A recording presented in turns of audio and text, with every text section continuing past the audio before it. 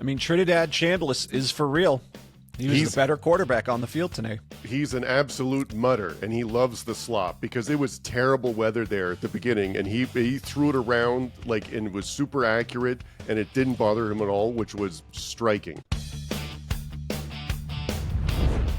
Welcome to Saturday versus Sunday. I'm John Barbin. With me is Jeff Dover, and let's talk football. We're a couple of average football fans that watch college, the NFL. We hope to earn your like and subscribe today. This is our review of the Ole Miss Oklahoma Sooners football game. What are your initial thoughts?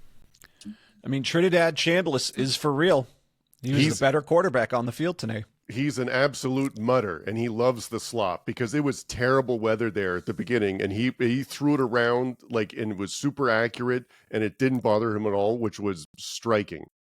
Yeah, and that feel, okay, so, Jesus, no one could hold on to the ball in this game. Other than him, and him throwing it. He was on point throwing the ball with a terrible weather, which is incredible. That is rare. Yeah, they were running the full offense. He was hitting some mid-range shots. He was kind of, to your point, didn't seem to affect him at all. Didn't change how they called the offense. Didn't change the shots he was trying to take. Mm-hmm. I mean, he just looks, he goes for 315 yards, no picks, a TD. He keeps getting better. Yes, that's the key point. He keeps getting better. He came from a lower division football. No one was really sure what it was going to be like. He looks like more of a, I wouldn't say freshman, but it was sort of, you could see there was a learning curve at the beginning when he started, but he's embraced it now. He's gotten better each week, and they look unstoppable with him playing that well, and that defense is amazing, and it's just a really complete team. Yeah, and okay, so to me, the big difference in this game was Ole Miss could actually run an efficient offense, an actual real offense with some passing and some running, whereas OU was not efficient at all. No. And half of their offensive output came on 3 plays. Yes. Yeah, that was going to be my point about the running the ball specifically, right? Because they ran for 136. You're like, oh, that's not bad. It was 65 came on 1 run, right? So that means they had 27 carries for 70 yards or 60 some yards, right? So that's not good. And again, people have made comments about this before, if you take away this play, then it's this, or if you take away that play and stuff. And the big plays are part of the game, okay? So they had a long run, they had a long pass. The wide receiver that had that 76-yard pass, Satania. It was amazing. And his dad was a track coach. He was a track athlete. His mom ran for Jamaica at the Barcelona Olympics. So they were not catching him when he got in the open field. And so long plays are part of the game. And I get that. But to your point, the key thing is the not being efficient. They had so many plays for negative or no yards, and that was really the difference in the game. The only reason why this was anywhere close is because of the one big run and one big pass play. Yeah, if they don't break those two, they're getting smoked in this game. Yes. And yeah, so where to go with this? So yeah, so that to me that's the whole. Oklahoma's defense is its calling card, but not when. You gave up 34 points. I think Ole Miss's offense is obviously its calling card because no one can really stop Ole Miss. They put up points against Georgia. I guess this isn't your older brother's Georgia this year. Their defense is suspect.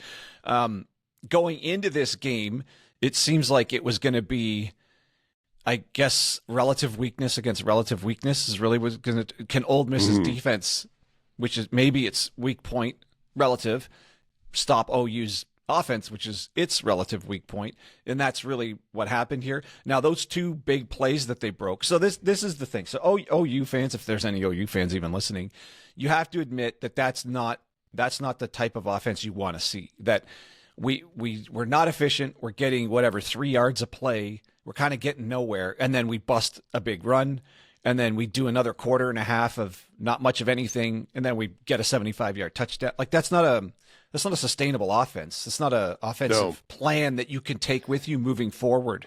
No, it's a good point. So if you're Mateer's good, we've talked about this before. He's accounted for most of the offense in some OU games, passing and running. And this was one where Ole Miss took away his ability to run, really. It really contained him. And Oklahoma did not have another option running the ball because of that. Robinson had that one long run, which was great.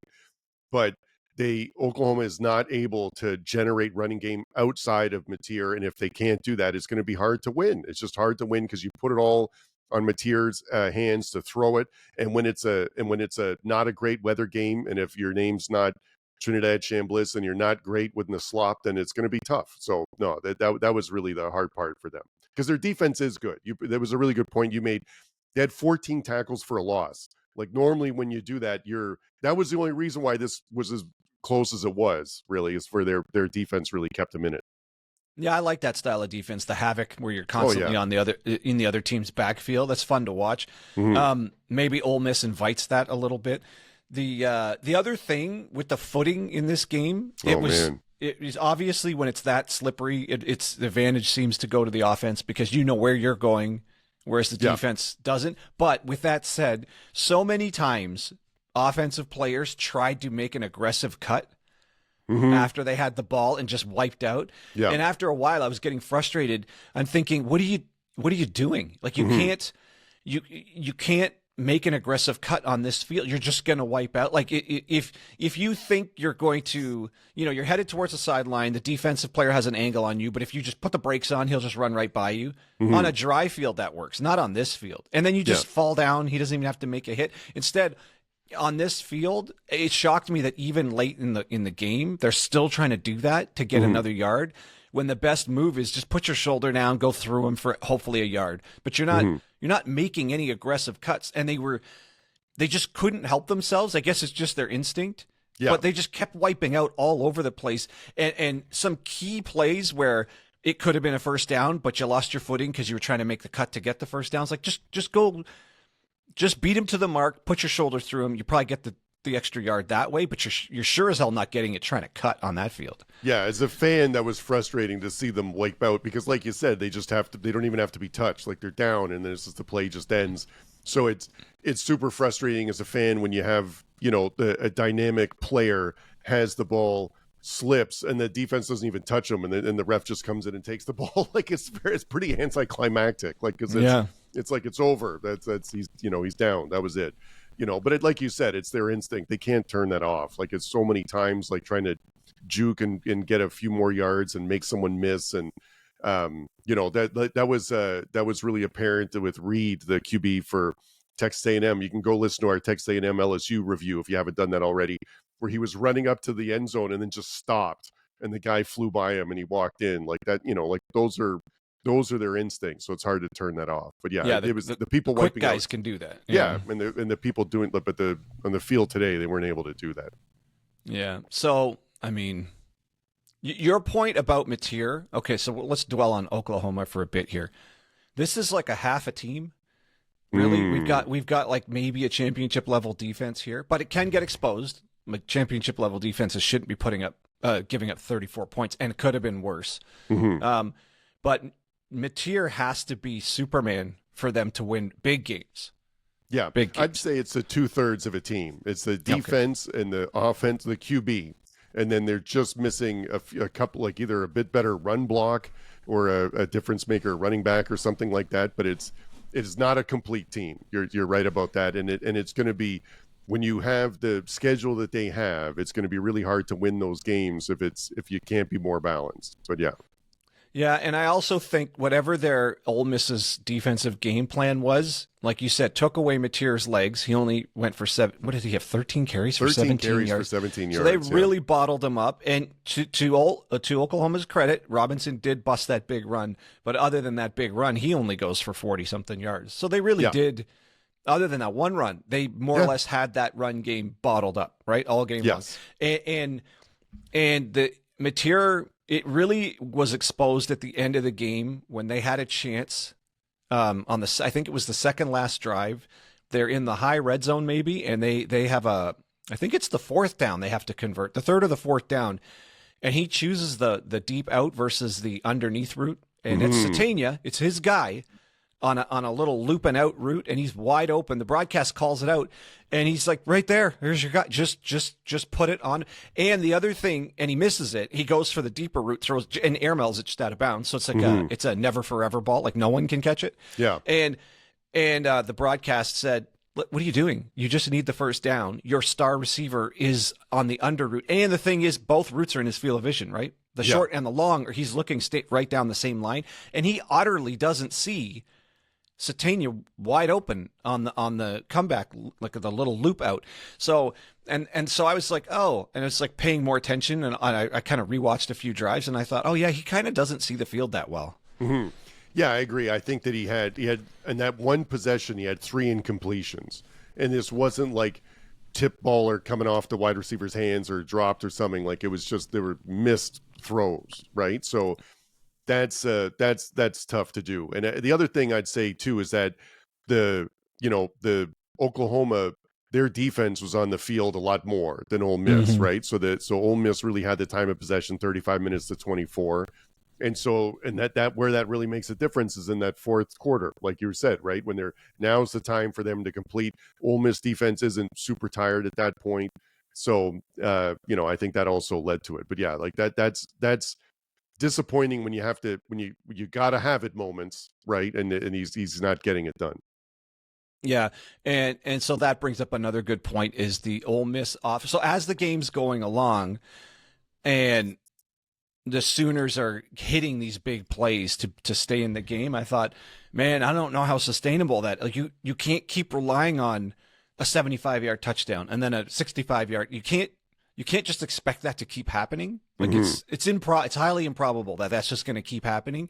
But when Ole Miss has the ball, you're looking at them thinking that's a sustainable offense. Like Trinidad could find people. If he can't find them, he's an awesome runner. Lacy's a baller out of the backfield. Yeah, an absolute bell cow. Like in terms of 27 carries, 78 yards, and he earned all of them. And he had we have a couple of receptions for 17 yards. Also, he breaks a lot of tackles and turns a negative, a potential negative into some kind of yards. So this is an actual balanced offense on the Ole Miss side that can throw it short, throw it long, make it happen on the ground against a offense that requires Mateer to be all everything with his arm and his legs, and actually more so with his legs. Yes. And when you took that away, he got exposed for not really being able to get through progressions and notice the open receiver when the open receiver was there, whereas Chambliss seems to hit it way more often than not. Yeah, no, and that's a good point about their balance. Like the Ole Miss really feels like a pass first type of offense. Like they're very efficient at passing, but they run enough to keep the defense honest. And like you said, Lacy's a great running back and making people miss, but also has like strength and power when he's running. Like he's really a complete back. So no, and then that was really good. The only other thing I'd say about the other thing that affected sort of the game script, the time of possession, was the one turnover Oklahoma had too, right? So that was, when you have a team with this good defense, but if it's somewhat limited in the offense, like the turnovers are going to kill you. Like they stand out more than other turnovers are always big for every game, but like they stand out a bit more in things like this when you don't have the dynamic offense to like really make up for a quick change of possession or field possession. Yeah. So, I mean, I don't know what else to say about this. I kind of think this is what people who were skeptical of Oklahoma, this outcome's not surprising when you see, you took Mateer's legs away and this is what you get. That's kind of what the Mateer detractors would have assumed this is what could happen if a defense figures out how to take his legs away. And this is what it. He seems to want to pull the ball down and run way too quickly. And if you can not let him run, he's already abandoned the pass. So then there's just nothing left, right? And if you don't hit a big play, there's just not much going on. And they still got 26 points, but half the offense came on just 3 plays. So they're already 2-2 in the SEC. Are they already on the outside looking in? Yeah, because the next couple bits of their schedule is horrendous. Like they're at Tennessee, at Alabama, host Missouri, and then host LSU. So like that could be 2 or 3 losses in there coming up. So that's going to be a tough one. Yeah. And then, okay, so then that's kind of the look ahead for Oklahoma. So what do we say about Ole Miss here? Looking fantastic. So the complete team, good defense, really good offense. Then they've got a manageable schedule coming up. They host South Carolina. They've got a game against the Citadel Florida, and then Mississippi State. So I think like they can win all those ones. They've got one loss. Bama and Texas A&M doesn't have a loss right now, but they still have some tough games going ahead. So I think it's still, they don't completely control their own destiny, but they could win out, and then they're going to be a really good team to reckon with, I think, later. You think they're in the playoffs even with a 10-2 record? Yeah, that's a good question. I don't know about 10-2, but because the loss wouldn't be good, depending on what team, you know what I mean? Like, because that's either to South Carolina, Florida, or Mississippi State, which isn't fantastic right now. You mean it won't be the Citadel? I'm saying no to the Citadel. Okay. So that's not great. So, but I think they're all manageable games. That's the key part. So, yeah, I don't see. You know what though? South Carolina was a kind of hung around. And really tough out. It's at Ole Miss. I feel like that makes a big difference because games at South Carolina are tough. So I think that's. Yeah, I mean, Florida, who knows what you're going to get from Florida. I doubt they're going to be the ones to. I mean, but Florida has a good defense, but their offense is a disaster. Yeah, we'll know more after the bye week because they changed the coaching staff. They've had a bye week, and then they're going to be playing this week coming up. So it'll be, we'll know more, I think, then. Yeah, well, Ole Miss is going to be favored in the rest of their games and should win all of them. So, and they get South Carolina and Florida at home. So it's really and the Citadel. So Mississippi State's their only road game left. So yeah, that's a pretty manageable schedule. 11-1 is clearly in the target here, and that's playoff. Regardless if that's enough to get into the SEC championship game. Yes. They lose the tiebreak to Georgia if they both end up that way. And I'm not really sure I haven't done the whole look at how it could possibly unfold, but that's enough to get in the playoffs. Yes. Yeah, agreed. So, and 10-2 might still be because they already have a win over OU. They have a win over LSU, which might not age well. Yeah, the way things went with LSU today. It's the second on paper a 10-2 should be in consideration, but it's just because of the games they have left that second loss isn't going to be good. So that's right. That's the difference. You're right. All right. I don't know. Did you get any more things on your notes here? Did you get all your notes? I got all my notes. Yeah, me too. So, all right. It's a really good game. I really enjoyed watching this game. Like it was, it was really I thought it was pretty well executed offense, well executed defense, very entertaining. I love the rain at the beginning, and then it was really nice in the second half. You sort of got all aspects of it. It was just a really good game. And Oklahoma had they had it within 8 points, right? One possession for a drive at the end, and just couldn't get it done. So, that's the Ole Miss beat them. Yep. And that's the other thing. Ole Miss's defense bowed up when it needed to. Yep. That was my last note here. It's not like the Georgia game where the defense seemed to get weaker and weaker throughout the game. Yeah. They actually bowed up here and stopped them on 2 successive drives there to try to come back here. So So good for Ole Miss. Arrows pointing up. And unfortunately for OU, they're now on the outside looking in for the SEC. They need all kinds of chaos to get back in this thing. And I think they're already. If they win out, can they get into the playoffs? 10-2. Who, Oklahoma? Yeah. Yeah, because they've got the schedule, right? Because they would have beat Tennessee, Alabama, Missouri. Like they've got 4 ranked teams left. So if they beat them, then yeah. Yeah, so the improbability of winning those 4, given how they just played, also leads to that's still a way in. So I guess SEC championship games probably out, but playoffs not yet. Yeah, not yet. So both of them they're both still alive for the playoffs, and Ole Miss I'd say is much more realistically alive for SEC title game. All right, well that's okay. So that's all I got. All right, well, if you're still with us, we appreciate you checking out the video. We know our channel's small. We just started it last year. So if you like what we got going on and you'd like to support us, a like and a subscribe goes a really long way, and we'd really appreciate it. So for Jeff Dover, I'm John Barbin, and that's your Saturday versus Sunday podcast.